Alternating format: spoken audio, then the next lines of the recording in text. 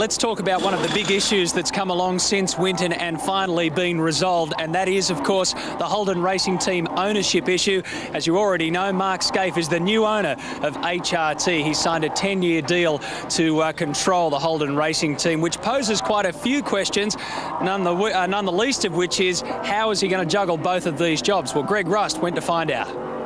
Matty, we've just snuck out the back of the HRT garage for a catch-up with Mark Skaife. You're now third in the championship, and that win was your first as an owner-driver. How does that feel? I hadn't thought about the owner-driver bit, Rusty, but it feels good to get back to the front again. I mean, we've had a couple of bad runs, and you know, this is a place that we probably didn't really know how we were going to go. When we wheeled the car out, it was very competitive, and that run then was, you know, indication that you know, we've really made some progress with the new car. History shows that owner-drivers struggle, and I think your friend Glenn Seaton would even admit that. What are you going to do? Thanks, what are you going to do to buck the trend? Thanks for that, Mr. Optimist. Mr. Optimist. Look, I mean, yeah, history does show that, but probably weirdly in different career times. You know, I think it certainly didn't hurt Brock in the mid-'80s or whatever, or late 70s, early 80s when he was running Holden Dealer Team.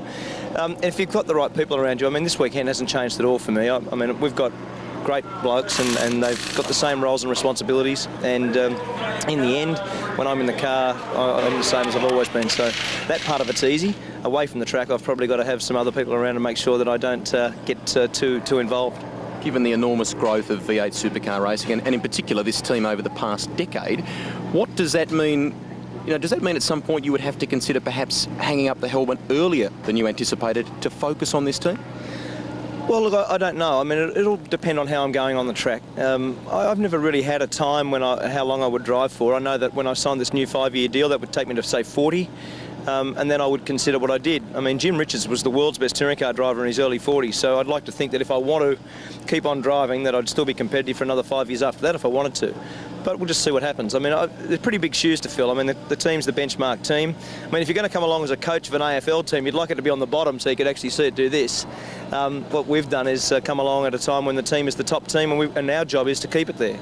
Long term, what's the goal for you then? Is it the continued and ongoing success of this team, or is it about Mark Skaife and you know, having the ultimate end to your career? What's the focus?